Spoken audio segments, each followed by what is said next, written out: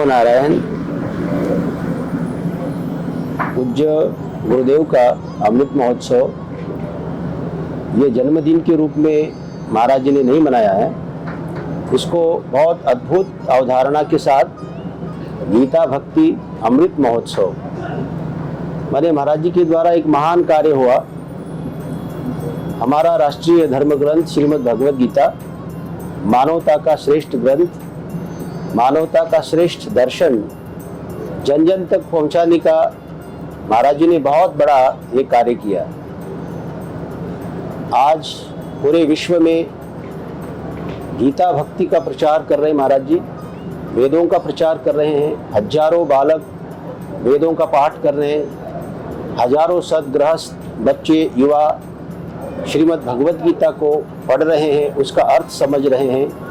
तो एक महान आध्यात्मिक ज्ञान की क्रांति को परम पूज्य महाराज श्री ने आरंभ किया और ऐसा श्रेष्ठ भाव उन्होंने अपने जीवन के 75 वर्ष बहुत छोटी सी उम्र में महाराज जी ने श्रीमद् भागवत की कथा और वेदों का प्रचार करने का आरंभ कार्य किया और उसको मूर्त रूप देने के लिए एक दधीची की तरह उन्होंने अपने जीवन को लगाया।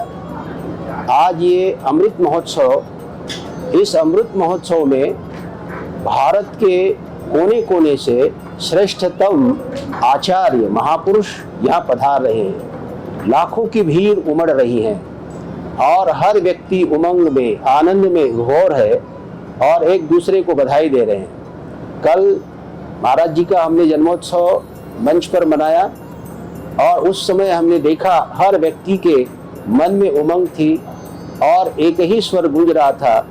जैसे वृंदावन में भगवान के जन्मोत्सव पर हम एक दूसरे को बधाइयाँ देते हैं, वैसे सब लोग एक दूसरे को बधाइयाँ दे रहे थे, महाराज श्री को बधाइयाँ दे रहे थे।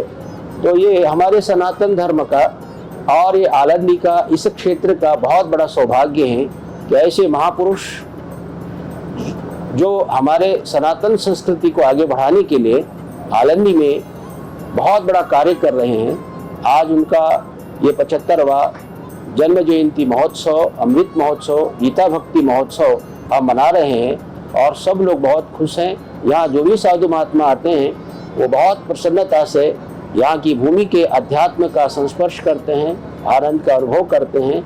यहाँ आनंद वर्षा हो रही है। जैसे हम बोलते हैं नंद के आनंद भयो जय कन्हैया लाल की, तो आज महाराज श्री का ये अमृत महोत्सव नहीं, ये आनंद महोत्सव है। और मैं भी महाराज श्री के सानिध्य में रहकर आनंद का अनुभव कर रहा हूँ और महाराज श्री के चरणों में मैं नमन करता हूँ और मैं भगवान से प्रार्थना करता हूँ, ज्ञानेश्वर महाराज के श्री चरणों में प्रार्थना करता हूँ कि महाराज श्री शतायु बने, स्वस्थ रहे और हमारे सनातन धर्म का इसी प्रकार आगे कार्य करते रहें। इसी आशा के साथ मैं परम पूज्य महाराज श्री को पुनः उनके जन्मदिन की बधाई देता हूँ। हरिओम तत्सत, हरिओम तत्सत, हरिओम।